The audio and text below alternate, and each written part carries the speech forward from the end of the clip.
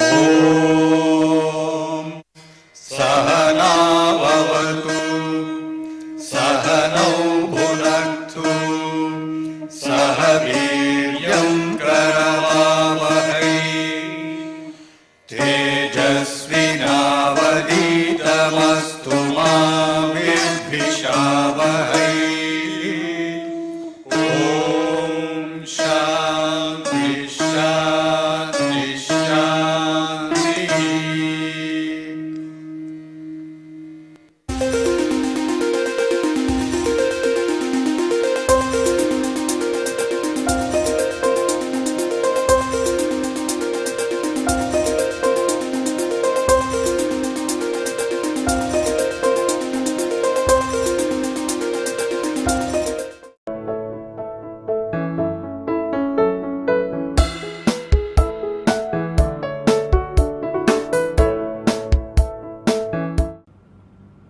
So, this will be lecture number 9 on the series on mechanical measurements. In the past 8 lectures, we have given introduction to the broad area of measurements, touching upon various aspects of measurements like the occurrence of errors, both statistical as well as errors which are systematic. We have talked about how to model these statistical errors.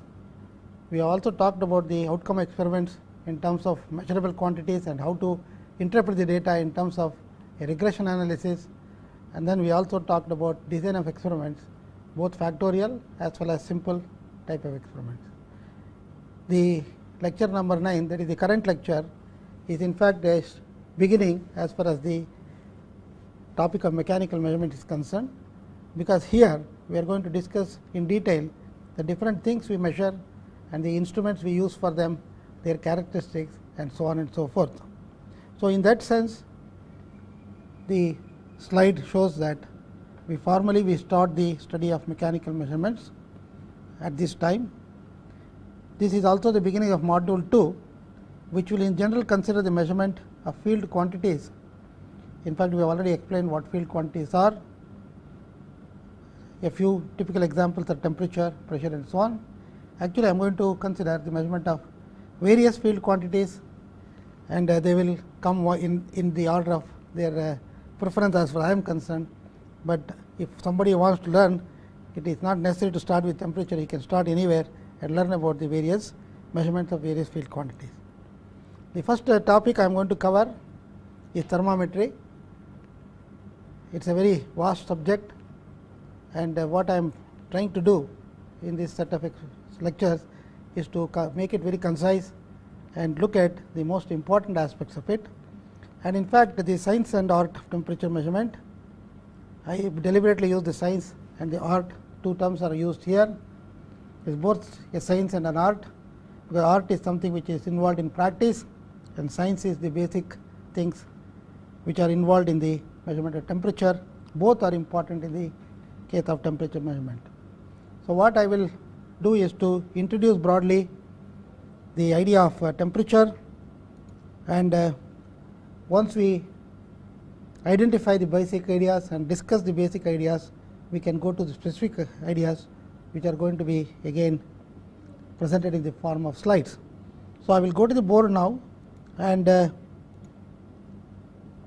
try to look at the basic ideas of thermometry. So, what is this thermometry, and what does it mean in terms of the science of thermometry? What is the science involved in this thermometry? So, broadly speaking, what we are talking about when we talk about thermometry is to talk about measurement of temperature.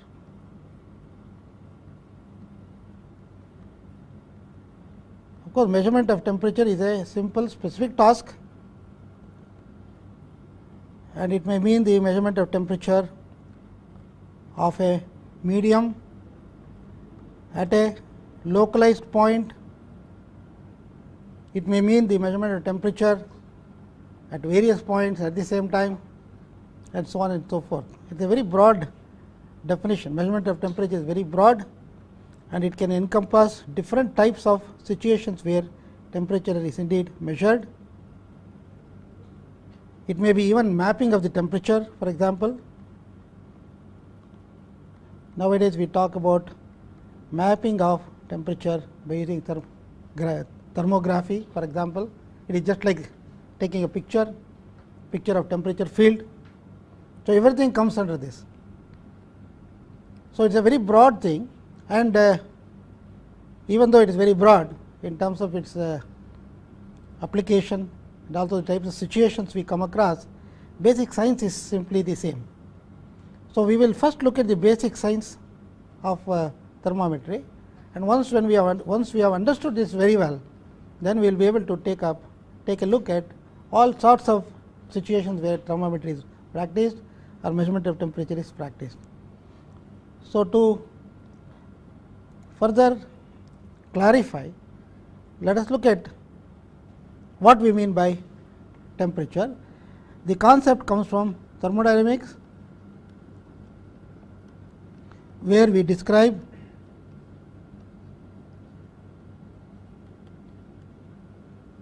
a system. For example, I will just draw a rectangle or a square here. I will call this a system. If I want, I will call it system A to identify it and differentiate it from another system which may be also under consideration.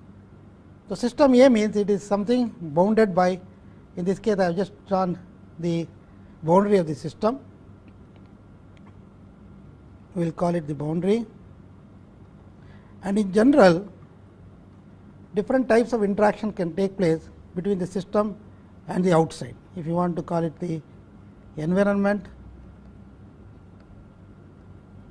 or what is outside the system. I have just what I have done is I have separated a certain domain which may contain, for example, a mass of material. It may be a liquid, gas or a solid, and I am going to focus my attention on this piece of material when I am talking about the thermodynamic properties and the thermodynamic behavior of the system. We normally talk in terms of, in thermodynamics, we talk about equilibrium. These concepts are of course clear to you from your course on thermodynamics.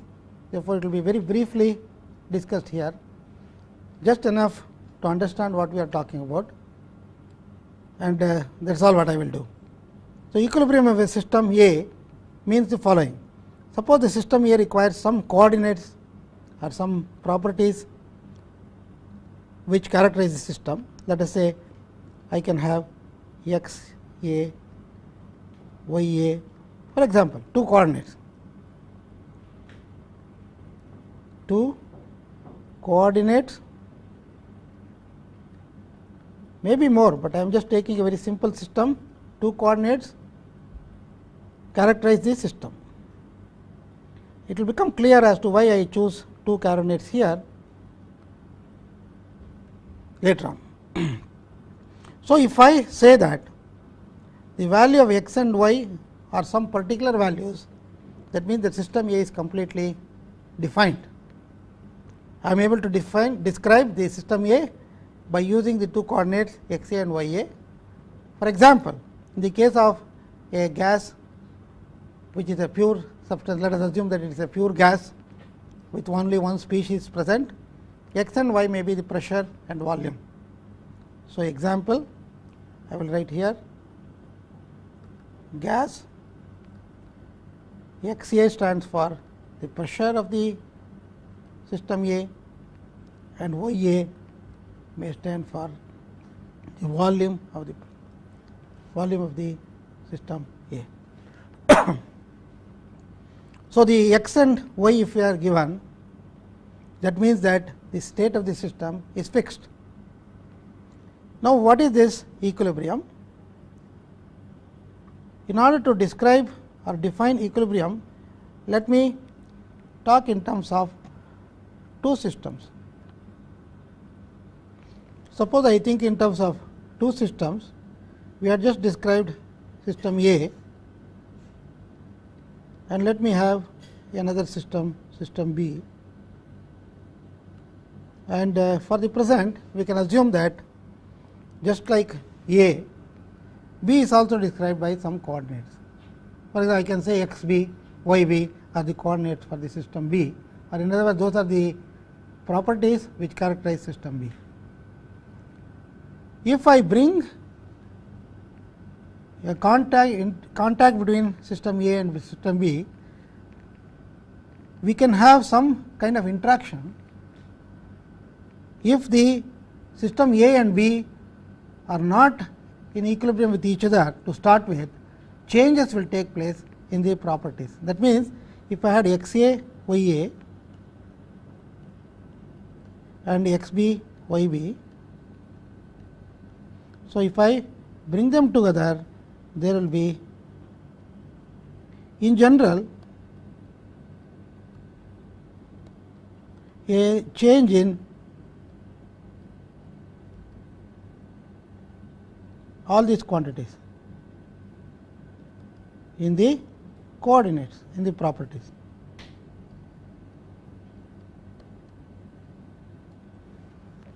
It looks like we haven't said much really. All we are saying is that if the two are not in equilibrium with each other, then we will observe that x a, y a, x b, y b will keep changing. So, we can go back now and say that if they are in equilibrium, that is if these two are in equilibrium, coordinates do not change. This is one idea we should keep in mind, do not change.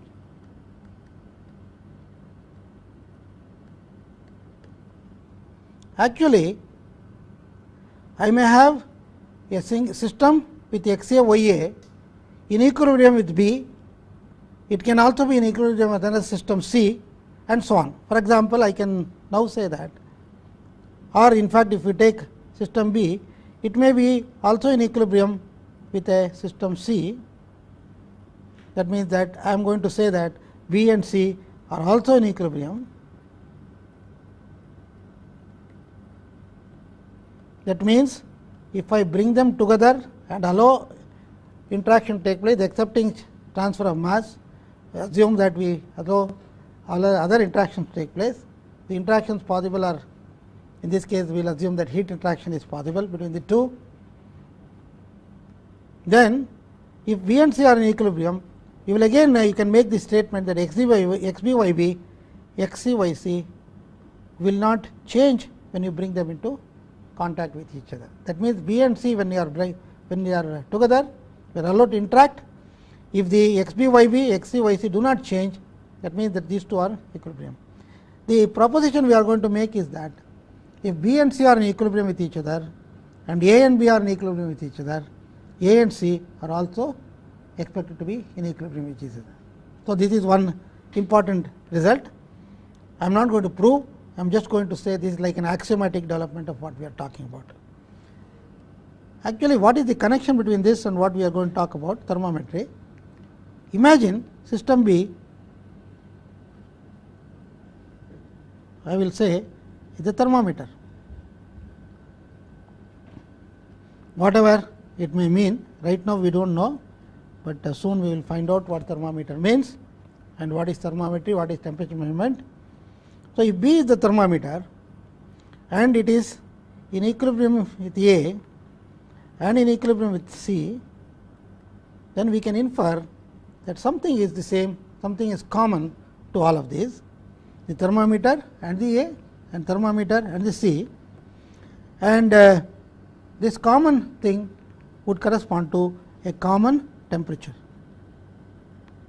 We will say they have a common, are characterized by common temperature. The germ of what we have described now is actually contained in the 0th law of thermodynamics. Because the first and second laws came earlier, or at least they were enunciated earlier, the people had no other go than to call this as the zeroth law, and that is how we are going to call it as the zeroth law of thermodynamics. And the common, what is common between all these things is actually the temperature, which is common. Actually, very interesting to see that we talked about two coordinates x b and y b, and let me go back to the slide show. So, in this slide what I have done is remember x b y b we were talking about the two coordinates of that system B, which I called as a thermometer, or I would like to call it as a thermometer. What I have done here is I have shown the performance of that system or the parameters which characterize the system. Suppose the system with the x b and y b as the coordinates is in equilibrium with a system whose coordinates are given some two numbers, okay, which means that its temperature is practically fixed. In which case the x1 and y1,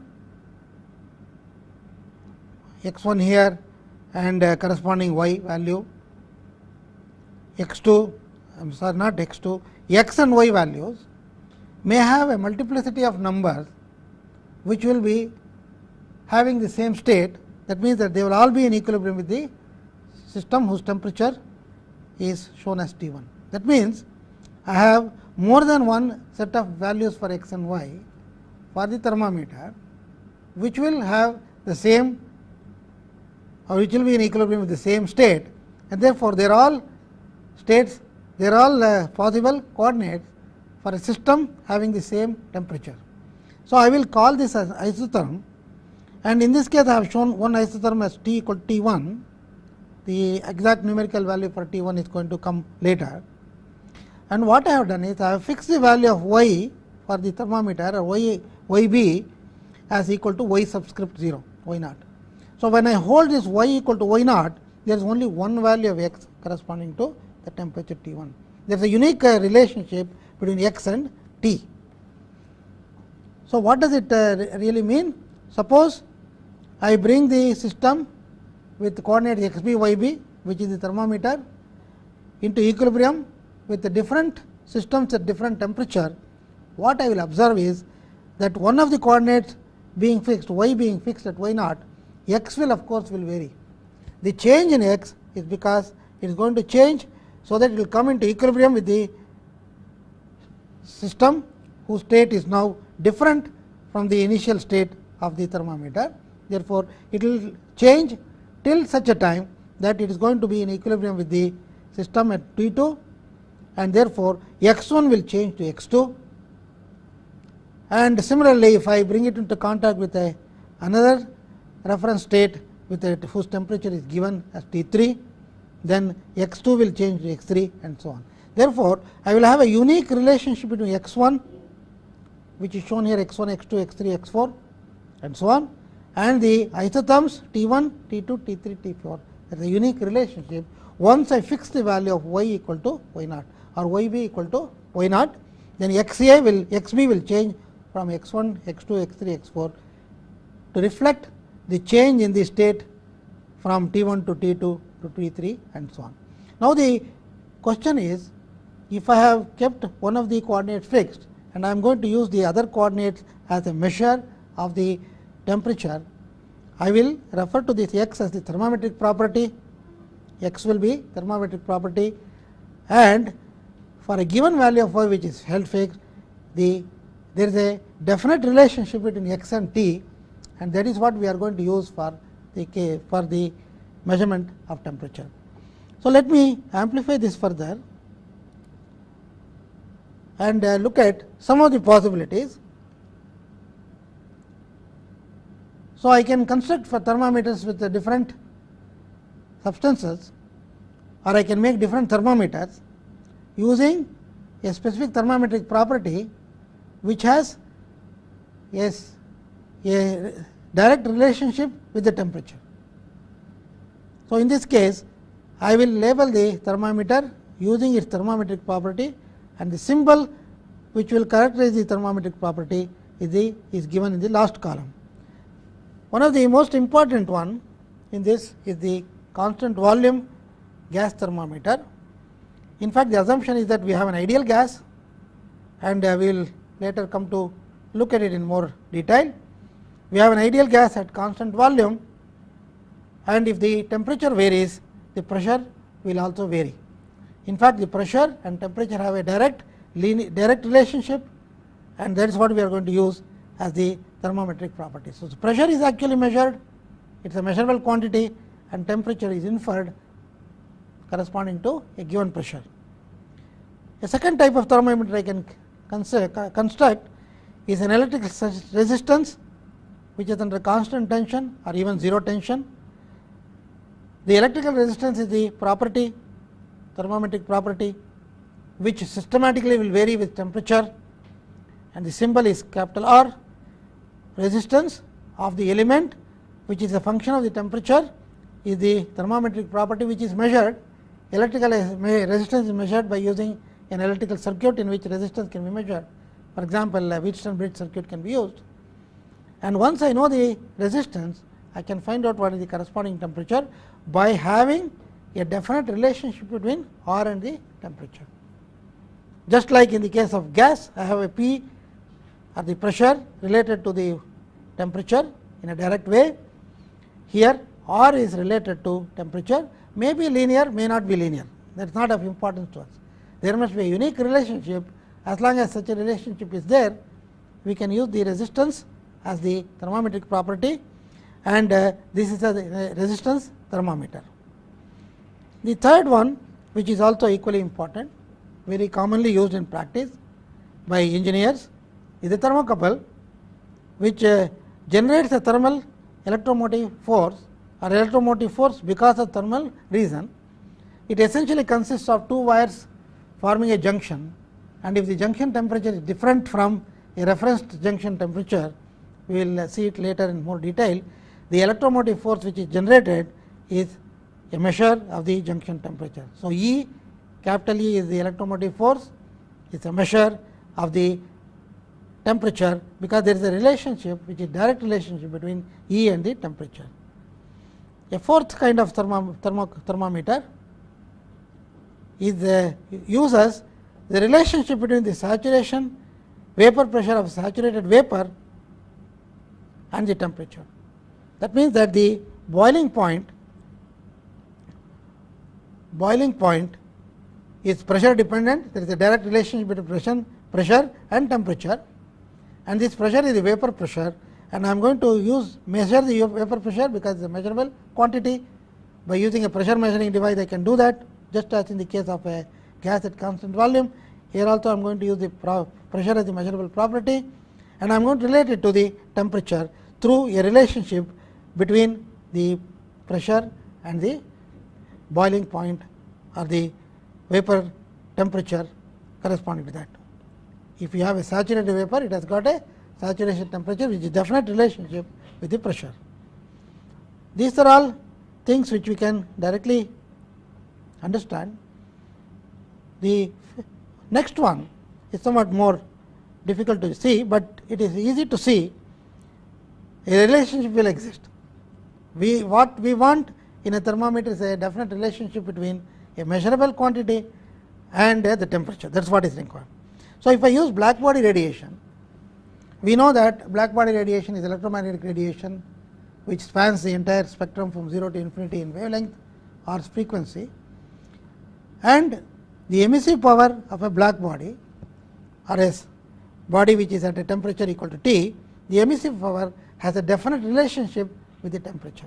It is given by the Planck's distribution function, which is derived from first principles, and therefore, this relationship, because it is a direct, unequivocal, unique relationship between the emissive power of the black body, which is in watts per square meter micrometer, because if I am talking about the spectral emissive power, it is a given function of temperature, and therefore, this unique temperature emissive power relationship can be used. By measuring the emissive power, I can find out what is the corresponding temperature. The last one I have shown here is an acoustic thermometer. The speed of sound in a medium depends on the temperature. If you have, for example, if you have a gas whose composition is known or given fixed composition, so I fix the composition of the gas and I find out if there is a relationship between the temperature and the speed of sound. Speed of sound can be measured by measuring the velocity of propagation of the waves, the pressure pulse, which can be in fact be measured by measuring in principle a length and a time. Taking the ratio, I can measure the velocity, and once I measure the velocity, by having a definite relationship between the speed of sound and the temperature, I can infer the temperature. Therefore, you will see from this table and the discussion we had that in all the cases there is no effort to measure directly what is called temperature. Temperature is not directly measured. We are measuring something else. In the first case, we measure the pressure of a gas whose volume is held fixed. In the second case, we measure the electrical resistance of a resistor element may be made of metal.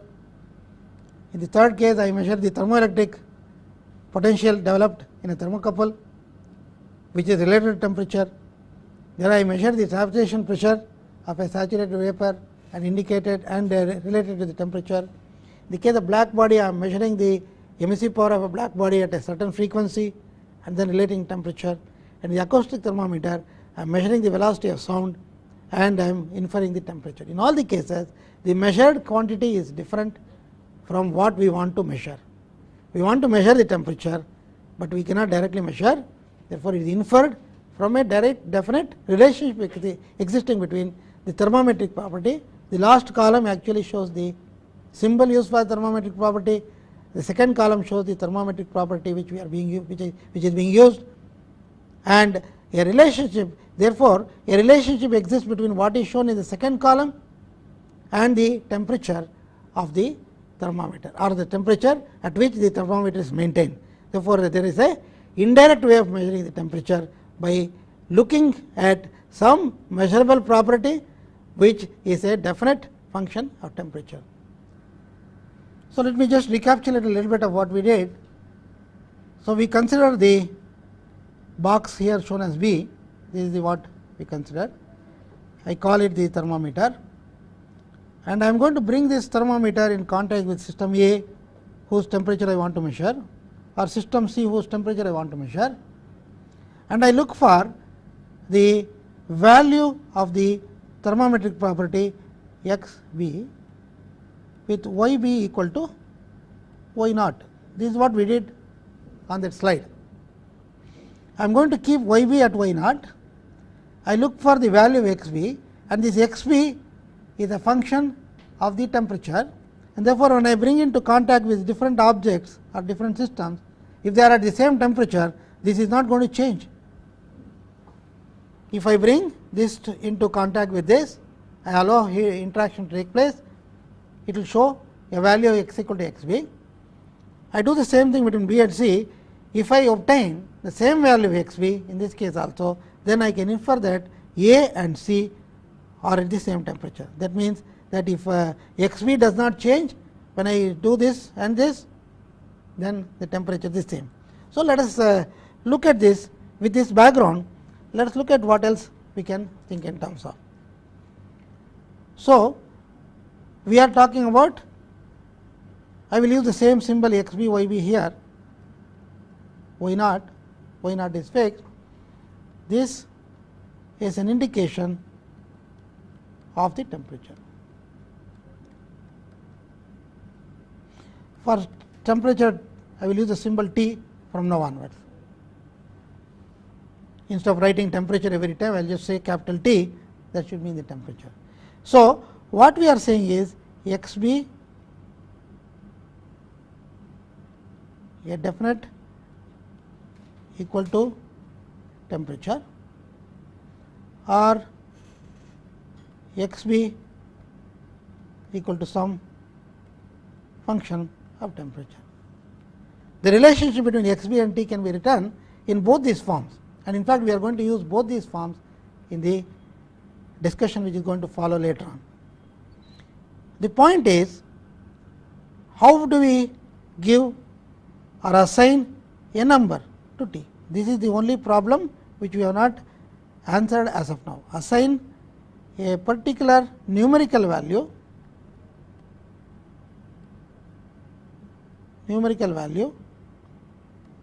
to t.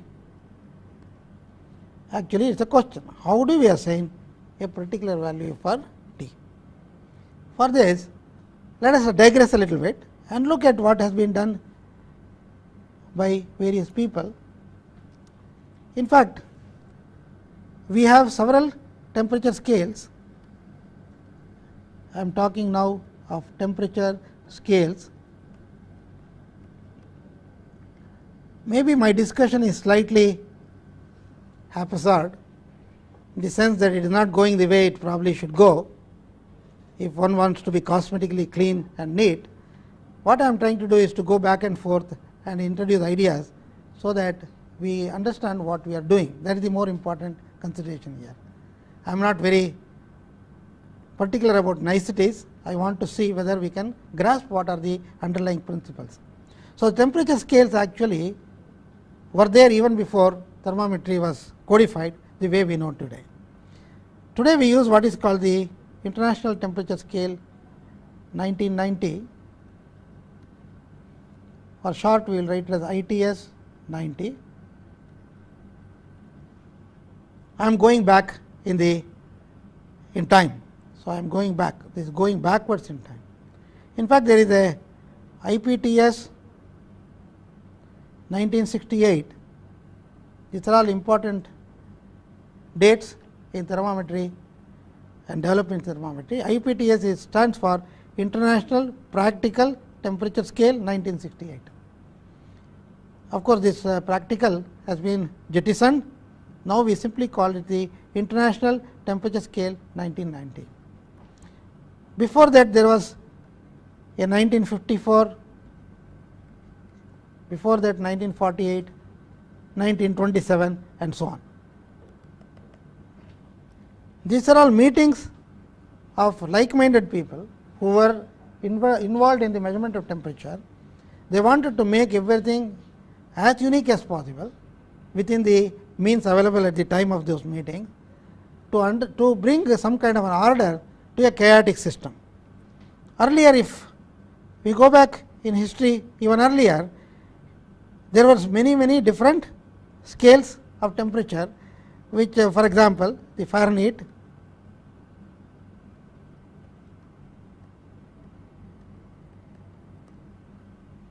then we had the centigrade,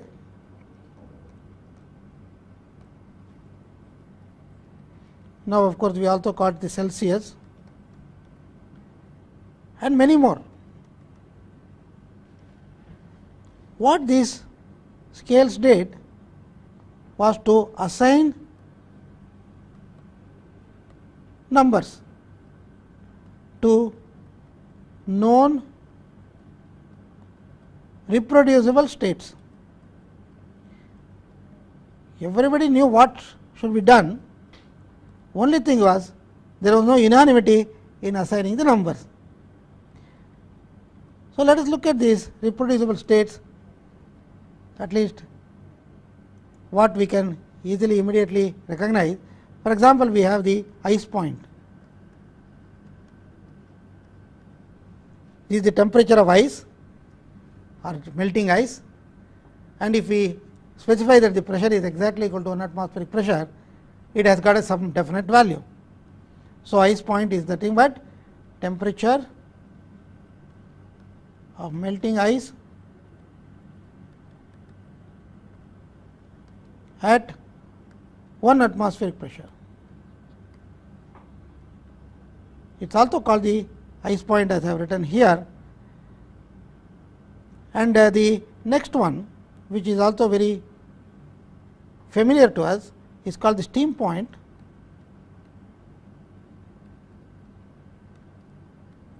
which is temperature of boiling water at 1 atmospheric pressure. So, what centigrade scale did was, centigrade scale they said 0 for the ice point and 100 for the steam point.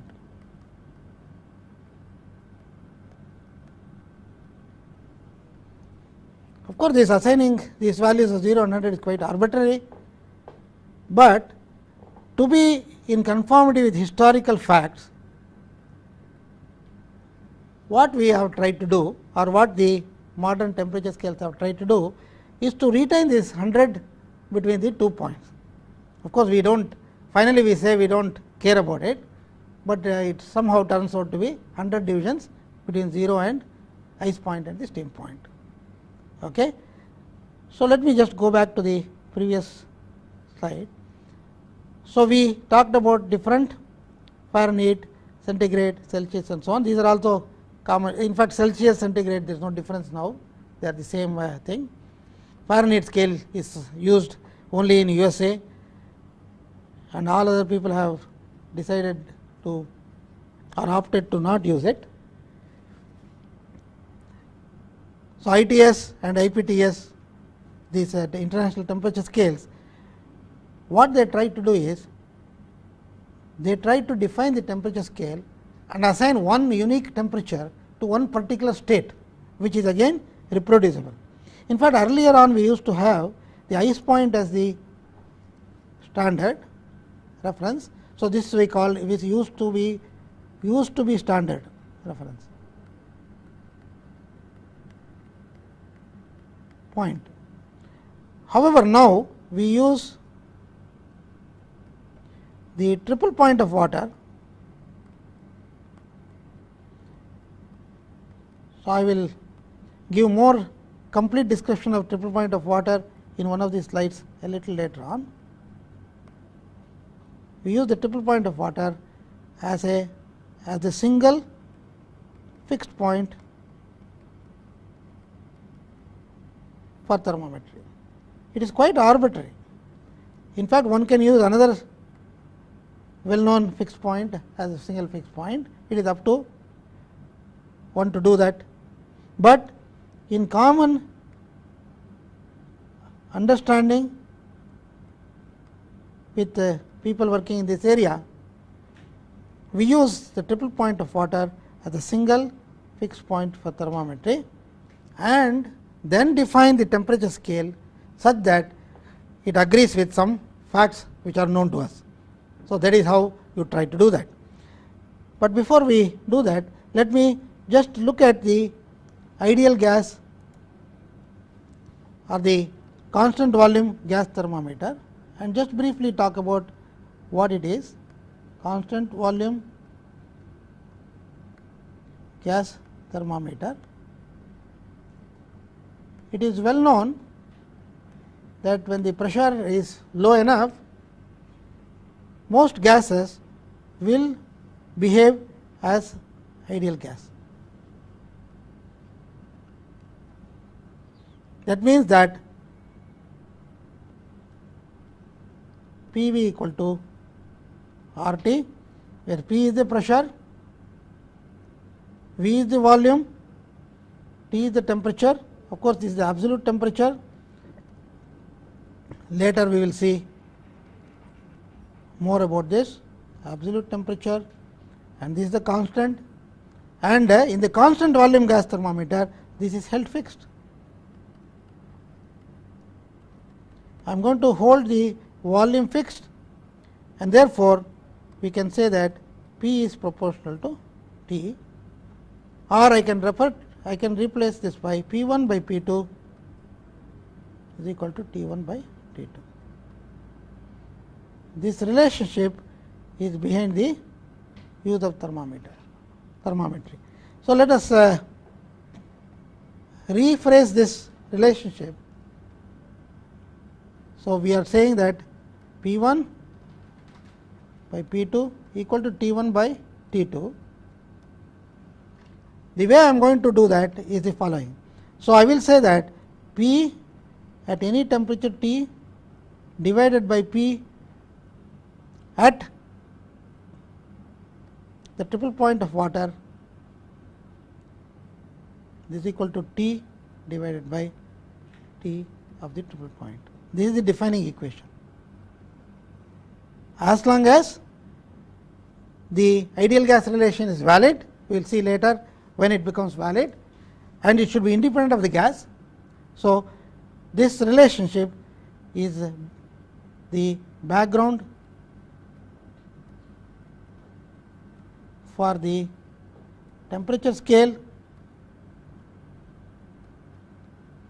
which we are going to use, define and use. So, the ratio of P to P of the gas of fixed volume divided by the pressure of the same gas, if it were maintained at exactly equal to the triple point of water, which is a reproducible fixed temperature, it is equal to the ratio of the temperatures. This is what embodies the use of constant volume gas thermometer. So, with this background, let me go back to the slide show and look at how we are going to construct schematically a constant volume gas thermometer. So, what I have done here is to show schematically, it is not such a simple thing. So, we have a gas which is confined within a rigid vessel. It is connected to a U-tube manometer which is shown here, and there is a scale next to the limb of the manometer, and this manometer is in communication with a flexible hose, and we have a small reservoir which contains the manometric fluid. So, the use of this is I can raise it up and down, this portion can go up and down. So, let us see how we are going to use it.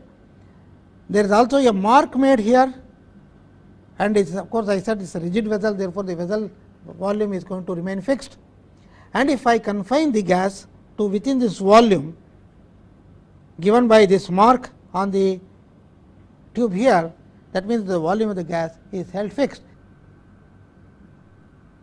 That means that the constant volume gas thermometer means the volume is held fixed, as I just mentioned, and let us suppose that the gas containing vessel here is in contact or is surrounded by a medium whose temperature is fixed at a particular value.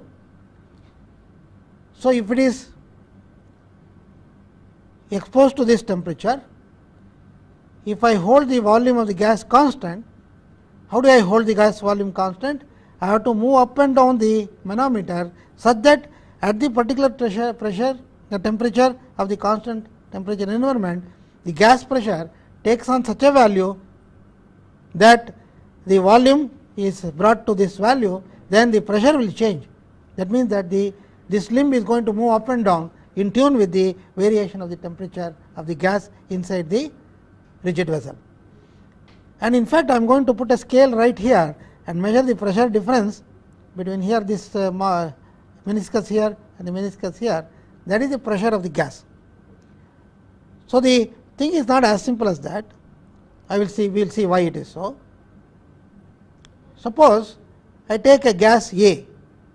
In fact, I have shown 3 gases, it could be any number of gases. Gas A I have taken, and I have initially the temperature at the triple point of water. That means that when the gas is exposed to an environment at the triple point of water, the value of the pressure ratio P steam point to P triple point, in this case I am taking the steam point to triple point of water ratio is coming out some value here. And what I do is I systematically reduce the pressure corresponding to the pressure at the triple point, and then note down what is the ratio of the pressure at the steam point to the triple point of water. So, if I cannot of course do it at a triple point of water pressure equal to 0, I can only do it to some pressure low enough, and then I will extrapolate. So, I am going to extrapolate this curve, and this is going to hit the axis here. This is the intercept. This intercept has some value, let us say. Suppose I do the same experiment with a difference gas, and again I do that, it also goes through the same point. And if I take a gas C, same thing is observed. That means, as the pressure at the beginning, and when the volume of the gas is at the triple point of water is reduced systematically, a stage will reach when all gases will behave in a ideal way, and the ratio is unique. In this case, the temperature, the pressure ratio between the steam point and the triple point is given by the value which is shown in this slide, P steam point divided by P triple point of water for all gases is 1.366049, which is a unique number. This will happen as PTP tends to 0, but not equal to 0, but tending to 0. We cannot have equal to 0 because then there is no gas inside.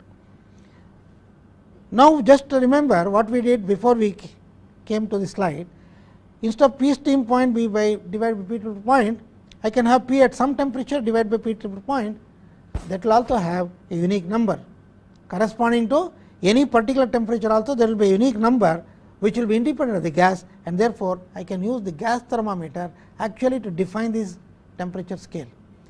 It defines the temperature scale in terms of ratios, and this is what we did on the board. So, with this background, we can see that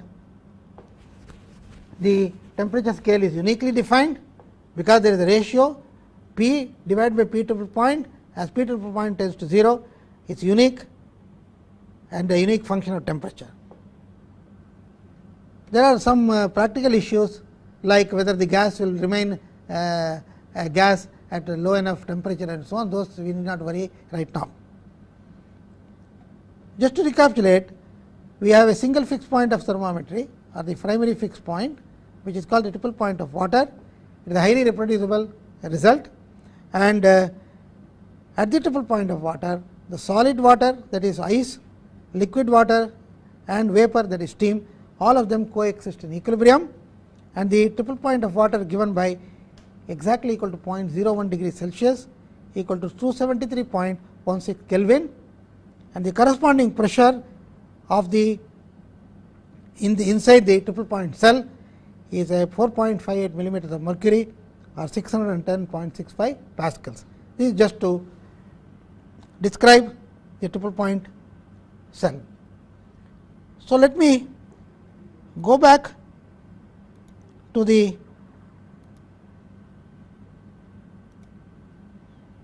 board and digress a little bit and describe something. So, what we are going to do is, we are going to define the temperature scale using the result shown here, P divided by PTP. So, let me just rewrite this slightly by indicating that the value is limit PTP tending to 0. Limit PTP tending to 0, P by PTP equal to T by Tp. This is the defining equation. This is called the gas temperature scale.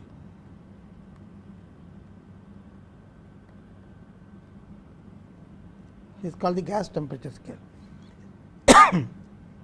In order to give numerical values, I must construct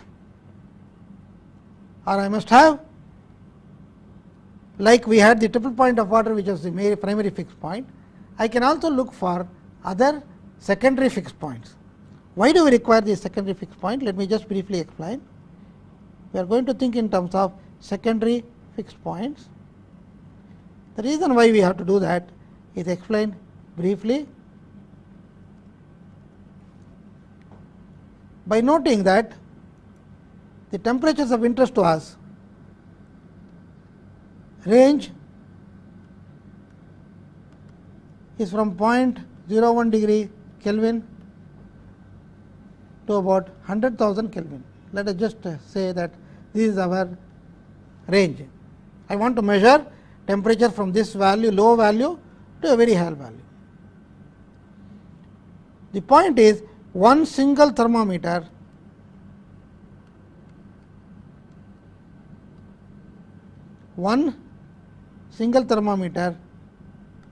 cannot cover this entire range.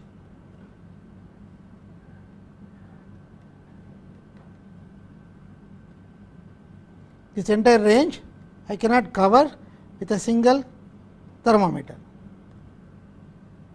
Therefore, I can achieve the measurement of temperature in this range with a multiplicity of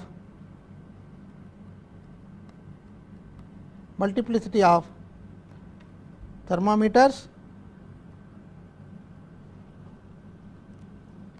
probably covering different ranges.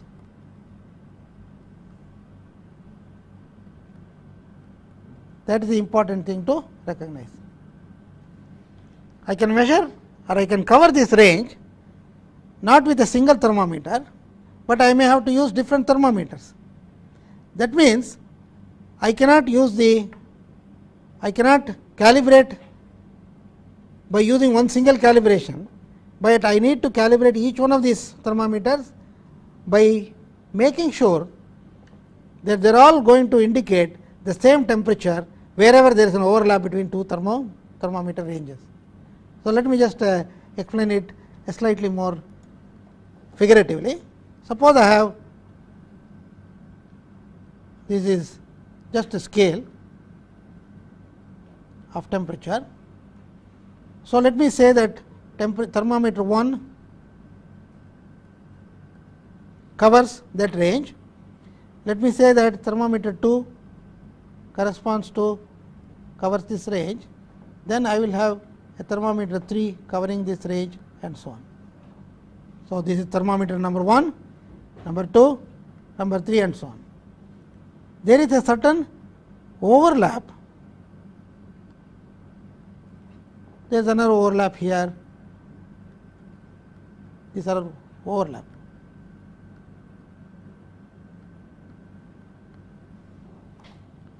Suppose I have let us for the moment assume the thermometer number 1 is the constant volume gas thermometer. I am able to use it up to this particular value. For some reason I am not able to go beyond that. Then I have, let us say, thermocouple or a resistance thermometer which can go from here to this place. By that time, of course, the material will melt or the resistance thermometer may become useless. It may not have a definite, it may become useless at that temperature. So, we are going to now have two thermometers, thermometer 1 and thermometer 2, both of which are going to be useful in this range, both TH1, TH2. So, what I must do is, within this gap or overlap where both the thermometers can be used, I should find some fixed points or I should find some definite temperatures which can be used to calibrate one against the other. So, we use secondary fixed points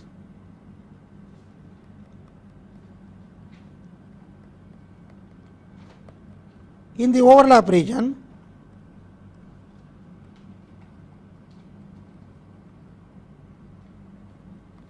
to calibrate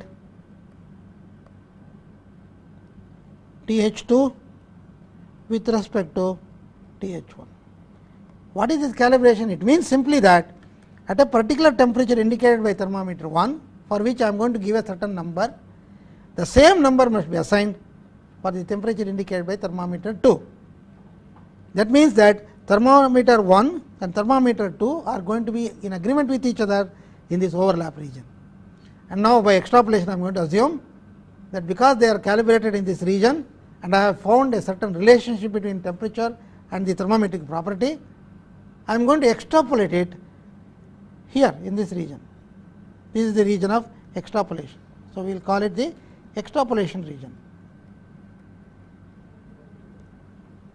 In this extrapolate region, I have another thermometer 3 which has got some amount of overlap, and therefore, I will calibrate thermometer 3 with respect to thermometer 2 using some secondary fixed points in this region, and therefore, if I continue this argument, in principle I will be able to cover the entire region of temperature from 0.01 to 100,000. The idea is to look for secondary fixed points, look for different thermometers which can be used over different ranges, and everything must give us some unique temperature scale which is in agreement, which everybody agrees. And therefore, what we are going to do in the next lecture is to look at how this exercise is done, and ITS 90 is the result of such deliberation using different thermometers, using different techniques, spanning the entire region, and coming to having some definite fixed points which are reproducible with great precision, and then looking for interpolating functions for different thermometers in different ranges, and then completely covering the entire range of temperature from the lowest to the highest which is measured in the laboratory. So, we will take it up in the next lecture, and of course, we will continue after that. We will continue with the description of different thermometers and their characteristics and so on. This idea about thermometry culminating in a temperature scale of ITS 90 is a very important background and prelude to the understanding of different thermometers and their characteristics. Thank you.